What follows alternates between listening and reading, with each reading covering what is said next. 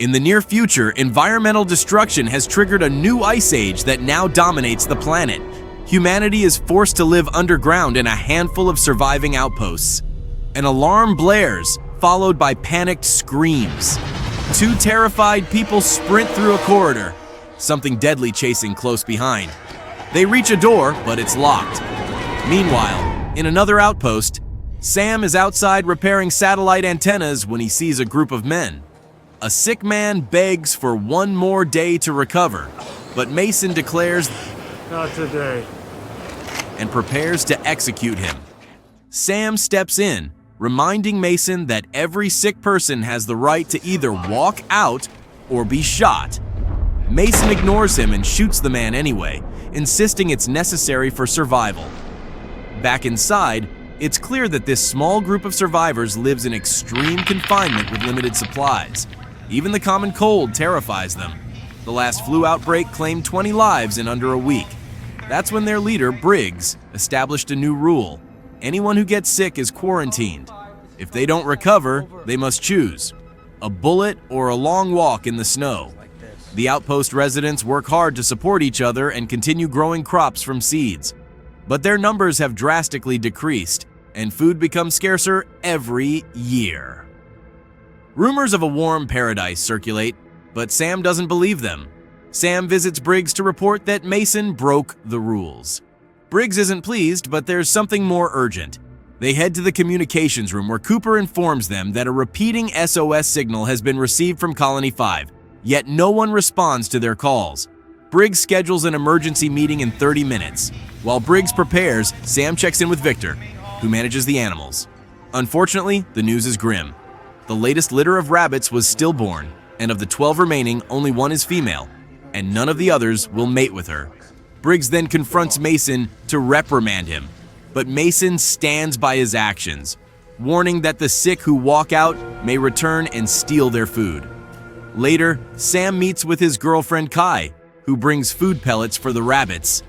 She shares her hope that climate modification technology is real and buried somewhere under the ice, and she plans to keep searching with her radar. Soon, the survivors gather for the emergency meeting. Dexter quietly reminds his wife not to cough. Sam notices their condition and urges them to return to their quarters.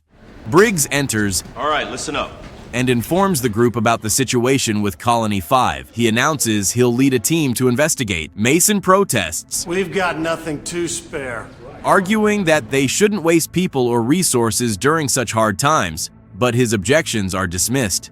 Briggs invites Dexter to join the mission, but Sam offers to go in his place so Dexter can stay with his family. Graydon also volunteers, ignoring his father Victor's objections. With the team assembled, Briggs places Kai in charge until they return. Suddenly, Dexter's wife sneezes. The room reacts instantly. People cover their faces and step back in fear. The couple is immediately placed in quarantine. Mason complains once more, demanding they be tested and insisting that Kai isn't fit to lead. Briggs shuts him down and orders him to wait for his return before making any decisions about the sick pair. Elsewhere, in the midst of a blizzard, a boy trudges through the snow and wind until he's devastated to find his mother lying dead in the snow. At that moment, Sam wakes up. It was a nightmare about his mother's death. Kai comforts him, reminding him it wasn't his fault. The next day, the team begins their journey. They walk for miles through freezing snow and relentless wind. After crossing an abandoned city, they come across an old climate modification machine, but it's broken and unusable. They move on and reach a damaged bridge. Crossing it is treacherous, the structure is unstable, and gaps in the surface force them to carefully step around.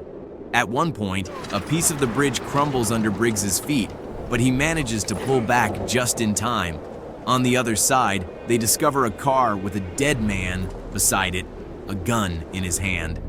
Inside the car, the rest of his family lies dead. They realize the man had killed his family before taking his own life. After a long hike through the snow, the group finds a crashed helicopter. They decide to spend the night inside, using it as shelter. The following day, they finally arrive at Colony 5. Blood is smeared outside the main entrance, and the smell of smoke hits them as they step inside. Descending the stairs, they find more blood. This is the same corridor seen at the beginning. The colony was supposed to house 50 people, but no one comes to greet them. A troubling sign. Briggs hands Graydon a gun, just in case, and they move deeper into the outpost. Blood trails and destroyed rooms appear in every hallway. No matter which direction they choose, they find no one. Just as they're ready to accept that everyone is dead, a sound comes from behind a locked door. Sam grabs a key and unlocks it. Inside, they find a man lying on the floor. As they approach, he suddenly screams, pleading for mercy. The man introduces himself as Leland. The trio assures him they're not a threat. Leland begs them to close the door again before accepting some food and water. He's been trapped for days and doesn't know if anyone else survived. He explains that Colony 5 had repaired their antenna and received a video message, which he now plays for them. On the screen, a man stands in a snow-free area, explaining that his group restored a climate modification machine and successfully melted the permafrost, unlocking access to fertile land. The message cuts out midway through, revealing only part of the location. Leland says he triangulated the signal and sent out a team to find the warm region, but they never returned. Instead, something else followed them back. Sam asks Leland to mark the coordinates on his map. Briggs tells him they're taking him back with them, but Leland refuses to leave. He's too afraid. He also reveals that the noise they heard earlier wasn't coming from him. The team gathers all the supplies they can from the room and attempts to contact their home outpost, but receive no response. Eventually, the team decides to leave and tries to bring Leland with them, but strange sounds echo through the outpost. Overwhelmed by fear, Leland bolts back into the room and slams the door shut. The trio continues on without him.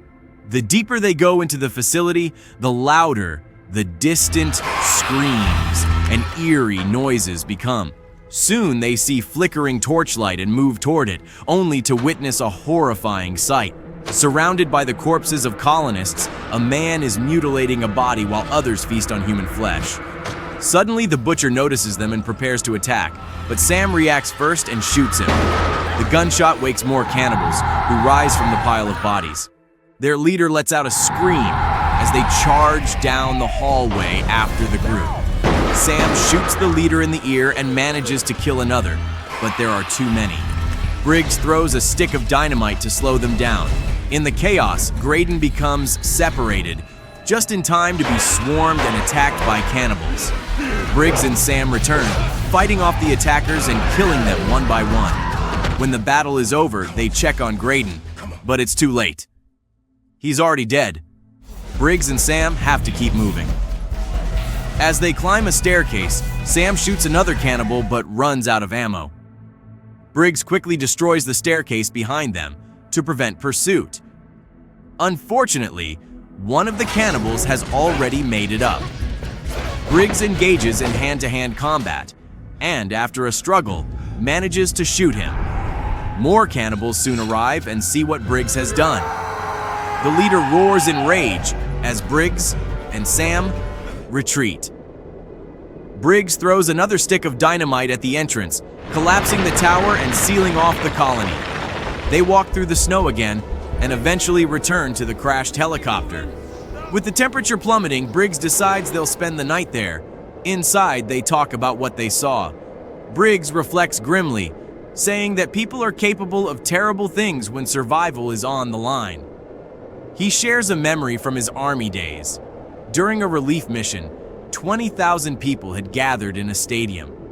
Soldiers distributed food and doctors treated the sick. But when supplies ran out, armed survivors began robbing the unarmed.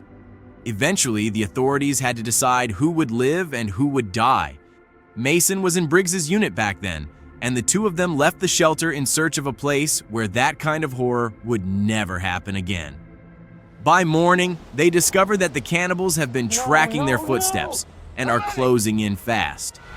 Sam worries that they'll follow them back to their own colony, but Briggs has a plan. They sprint across the bridge and make a risky leap to speed up their escape. Briggs places a lit stick of dynamite near a gap in the bridge and they take cover behind scattered debris. But a gust of wind extinguishes the fuse. When Sam offers to relight it, Briggs knocks him down and goes himself. Despite the wind, Briggs keeps trying to ignite the fuse. Cannibals begin leaping across the bridge. Some fall into the gap. As soon as the fuse finally catches, Briggs deliberately fights off the cannibals to draw them in closer. Then the dynamite detonates. The explosion kills Briggs and destroys the center of the bridge, making it impassable. On the far side, Sam spots several cannibals, including the leader, still alive and staring straight at him. Without hesitation, he turns and runs. Back at the outpost, Mason has taken Dexter and his wife outside. Ignoring their desperate pleas, he shoots the wife. Before he can execute Dexter, Kai intervenes, threatening to shoot Mason if he doesn't stop. A heated argument breaks out over who should lead the colony. At that moment, Sam's voice is heard screaming for help. The distraction allows Dexter to escape, while Kai rushes to Sam, who collapses from the cold. Mason follows and knocks her unconscious. Hours later, Sam wakes up inside the outpost and delivers the devastating news to Victor. Graydon is dead. Suddenly, Mason enters, handcuffs Sam to the bed, and declares a change in leadership. Under the pretext of survival, he announces that rations will be halved. Anyone showing symptoms will be tested immediately, and those who refuse to work won't be fed. Sam explains everything that happened outside and insists they must evacuate before the cannibals arrive. He mentions the warm area he saw in the transmission. Mason, however, doesn't believe him and leaves, taking the others with him. Before he exits, a young boy quietly slips Sam a set of keys. He had stolen them from Mason.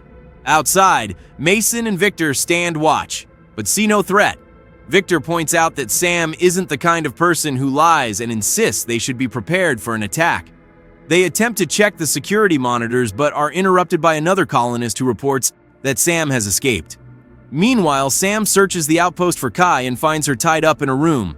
He frees her and uses her computer to recheck the signal.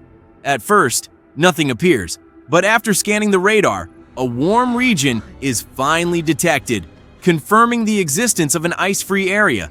They pack as many seeds as they can into their backpacks and hurry to warn the others.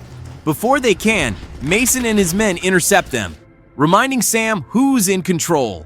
Suddenly, a loud noise erupts from outside. The group rushes to the security cameras and sees the terrifying sight: cannibals pounding on the doors, trying to break in. Convinced at last, Mason snaps into action. He orders anyone capable of shooting to arm themselves and commands the rest to shelter in the safe room. Cooper directs the colonists inside and secures the door while the armed group prepares to defend the hallway. The lights briefly go out, and when they return, the door to the hallway opens, but no one comes in. Moments later, noises echo from inside the shelter. Suddenly, a cannibal bursts from the ventilation duct and tackles Cooper. The colonists slam the door shut, trapping the creature outside. Elsewhere, a frightened girl tries to find safety, but a cannibal catches and kills her. The defenders quickly realize the cannibals are coming through the ducts, but it's already too late. A brutal fight erupts. Both sides suffer losses, but no matter how many attackers are killed, more pour in. Sam and Kai manage to escape the chaos, but Victor, exhausted and unable to flee, stands his ground. He confronts the cannibal leader, fighting valiantly, but the leader overpowers and kills him. Meanwhile, a wounded Mason stumbles into a smaller safe room where a few survivors, unable to reach the main shelter, are hiding. He slams the door shut just as Sam and Kai arrive, locking them out. As a cannibal approaches, one of the colonists tackles Mason, giving the couple a chance to enter. Kai reacts instantly and shoots the creature. They rush to secure the door again, but it won't hold. More cannibals are already pounding against it. Thinking fast, Sam opens a ventilation duct and urges everyone to escape through it. Mason protests, arguing they'll freeze outside and that they should trap the enemy inside instead.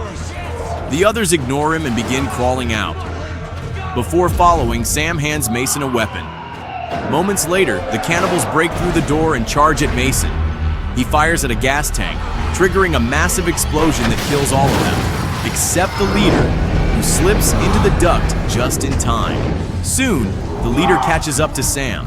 They begin a vicious fight inside the narrow duct, crashing through it and falling into the animal room below. The battle continues there.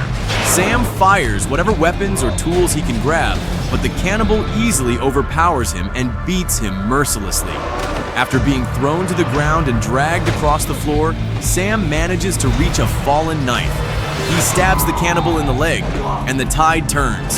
This time, Sam overpowers his enemy, brutally beating him and deforming his face before finally decapitating him by slicing through his mouth. Exhausted, Sam tries to leave, only to find the hallway engulfed in flames. Outside, Kai and the remaining survivors crawl out of the duct and watch as their outpost burns. A moment later, Sam also emerges. He tells them they must go in search of the warm region shown in the transmission. The group sets off through the snow, hoping that somewhere ahead lies a new home.